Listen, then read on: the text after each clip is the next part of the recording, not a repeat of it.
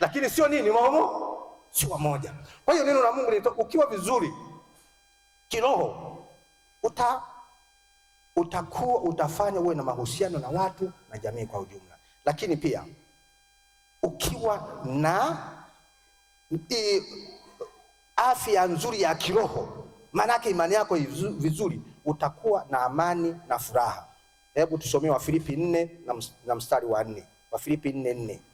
Hapo inasemaje neno la Mungu?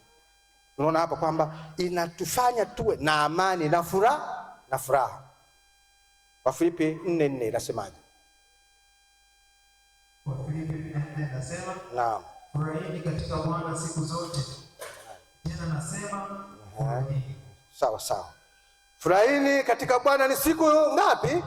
Zote. Tena nasema nini? Furahini. Ukiwa na kwa kweli mtu wa Mungu, ukiwa vizuri kiroho, utakiwa kuwa mtu wa huzuni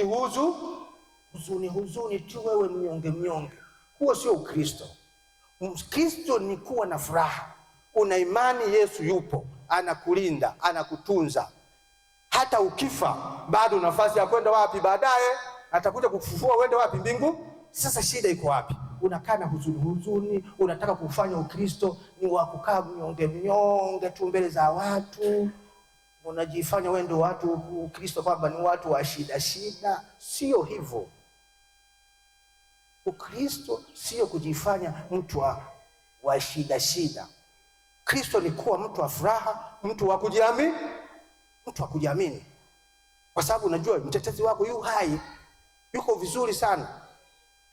Kwa hiyo huna sababu yoyote inakufanya uwe. Kwa hiyo kwa Kristo. Hiyo sasa ukishaona hivyo, ina maana una afya nzuri kiroho.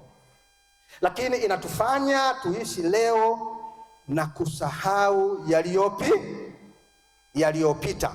Hebu tusomee Petro wa kwanza 23 inasemaje? Petro wa kwanza, maana naweza kusema kwamba inafanya tuishi leo na kusahau yaliyopita. Wengine wanasema sasa mzee, tusahau tena yaliyopita. Sasa neno la Mungu ndio linakutaka hivyo. Sasa hebu tuanze hapa. Petro wa kwanza 1:23 nasemaje? Petro wa kwanza sura ya 1:23. Naam. Na Bwana anasema, naam, kwa kuwa mmezaliwa mara ya pili, ndio, si kwa mbegu iharibikayo, ndio, bali kwa ile isiyoharibika, kwa neno la Mungu lenye uzima, lidumulo hata milele. Sawa sawa. Kwa neno la Mungu lidumulo hata nini? Hata Kwa hiyo na maana sasa umezaliwa, yale ya kale yamepita. Na kwa kweli pia hiyo inasapotiwa na Wakorintho wa pili sura ya 5 mstari wa 17. Hebu tusomee hiyo. Wakorintho wa pili sura ya 5 mstari wa 17 inasemaje? Naam. Hata imekuwa, naam, mtu akiwa ndani ya Kristo, ndio, amekuwa kiumbe kipya. Ndio. Ya kale yamepita. Naam. Tazama yamekuwa mapya. Tazama yamekuwa nini? Mapya. Ukiwa ndani ya Kristo, ya kale yamefanya nini? Inawezekana ulikuwa muuaji, inawezekana ulikuwa muongo sana, inawezekana ulikuwa mbea uliopitiliza, inawezekana ulikuwa muuaji kuliko kadini kawaida. Yani yote. Inawezekana ulikuwa mzinzi uliopitiliza, inawezekana ulikuwa mwizi uliopitiliza, lakini ukishakuwa ndani ya Yesu Kristo na afya yako ya kiroho ikawa imara, hayo yote unafanya unasahau. Sio tena unakumbuka, sasa mbona nilikuwa mwizi, sijui na nani. Kwa mfano kama wizi, hata mimi nakumbuka kwa kijana nilikuwa mwizi tu, nilikuwa naiba, mpaka leo hapa najuta na kusema kweli hivyo, lakini yakali yamepita. Yaani tulikuwa tunaiba sana matunda ya watu. Napita unayapitia matunda ya watu. Unapitia sana matunda ya watu. Unakuta hapa kuna maembe, unapitia. Hasa nalolikumbuka zaidi la mapera. Kulikuwa na mtu alikuwa na mapera. Yaani kila tukipitia hapo tunaiba. Tunakuta ameiba, tunapanda hapo, tunamcheki. Tunaibuka zetu tunaiba. Nilikuwa mwizi. Kijana mwizi pale. Lakini sasa siwezi kuwa unajuta sasa ni namna gani? Na hamna kitu chochote dhambi inachoweza kuondolewa ni kwa damu ya nani? Ya Yesu. Huwezi kusema kwamba sasa nilikuwa ni mwizi, sasa huu wizi wangu nimeshaacha, sasa ili nisamehewe yote niliyofanya, nifanye kitu gani? Hakuna zaidi ya nani? Ya Yesu. Kwa hiyo ndio tunaposema kwamba inatufanya tuishi leo na kusahau yaliyofanya ni yaliyopita, yani jambo yamekuwa mapya. Bahati nzuri siwezi kumuona yule mzee, anaweza ashafariki mwenye mapera yule. Kwa hiyo ile nakumbuka kweli, na mimi ninapanda pale mapera yako kwangu pale, niangalia haya, ndio nilikuwa naibaga, ndio nilikuwa naiba jamani, lakini alikuwa matamu, kwa kweli, lakini yote yamepita na mambo mengi ambayo yamefanyika, lakini tunapokuwa ndani ya Yesu, hiyo ni kuwa na afya ya imani. Na jambo lingine inatufanya tusiogope. Isaya 41 mstari wa 10 inasemaje? Usiogope. Kisha kuwa na afya nzuri kiroho, uko imara kabisa kiroho. Habari ya kuogopa ipo. Tusomee Isaya.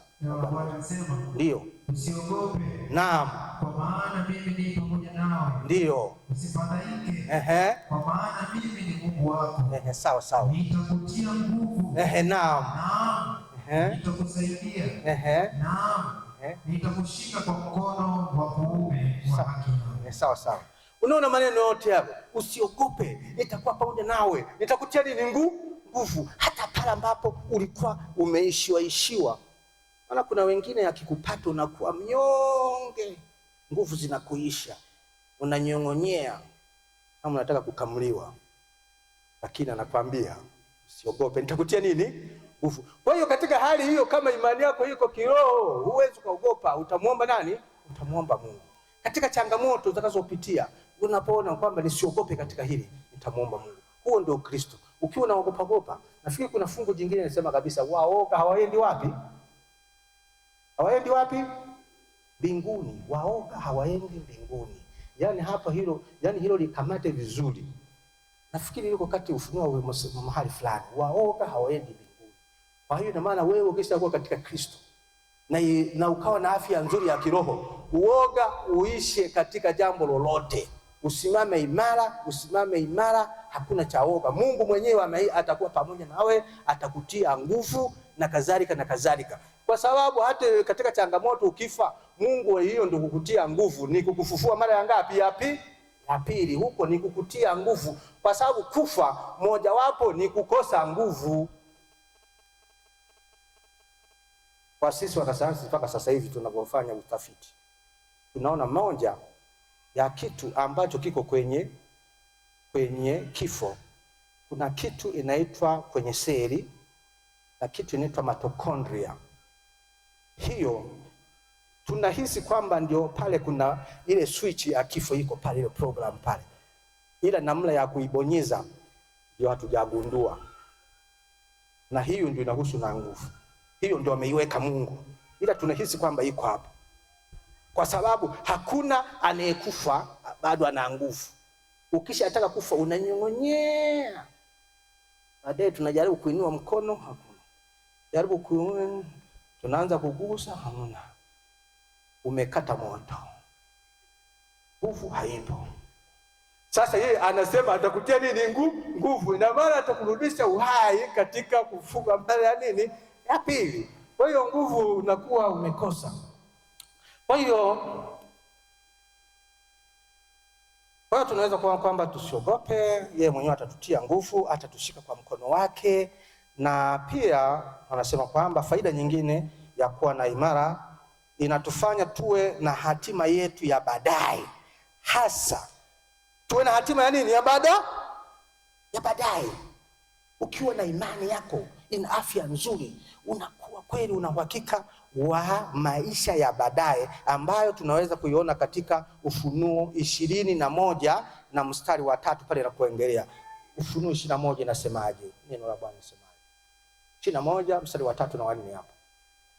Na Bwana anasema, naam, nikasikia sauti kubwa kutoka katika kiti kile cha enzi ikisema, naam, tazama, maskani ya Mungu ni pamoja na wanadamu, naam, naye atafanya maskani yake pamoja nao, naam, nao watakuwa watu wake. Sawa sawa. Naye Mungu mwenyewe atakuwa pamoja nao. Sawa. Fungu la 4. Naye atafuta kila chozi, atafuta, naam, wala mauti haitakuwapo tena. Sawa. Wala maombolezo, wala kilio, ndio, wala maumivu hayatakuwapo tena. Sawa. Kwa kuwa mambo ya kwanza yamekwisha kupita. Mambo ya kwanza fanya nini?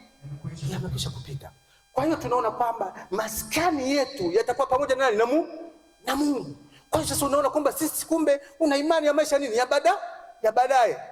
Tutaishi pamoja na Mungu katika kiti cha enzi pale, tutakuwa tuko pale tunazunguka na tunaambiwa haya mambo tunaona, sijui magonjwa, sijui kulia, sijui nini, ndio yanayotusumbua, ndio yanayotupa shida. Hayo yote yatakuwa yamefutika. Shida zilizo nyingi hapa zinatukabili, ugonjwa kila wakati ni shida tu. Mambo yote yatatoweka. Kama sasa hivi tunaambiwa neno la Mungu tunaambiwa kwamba siku hizi za mwisho watu watakuwa ni watu wenye hatari, na ndio wanatuletea hayo sasa ambayo tutakayeishi, kwamba kumbe tuna maisha ya baadaye, kwa sababu hapa duniani kuna maisha ya hatari kuliko nini kawaida. Watu wote nawaambia sasa hivi mkae sawa, usimwamini mama, usimwamini baba, wala usimwamini ni mtoto. Hata mke wangu namwambia, na wewe usiniamini sana, na wewe sikuamini sana, kwa sababu tumwambia dunia leo itakuwa nini? Hatari. Na waga natoa mfano huko, sio ni Arusha,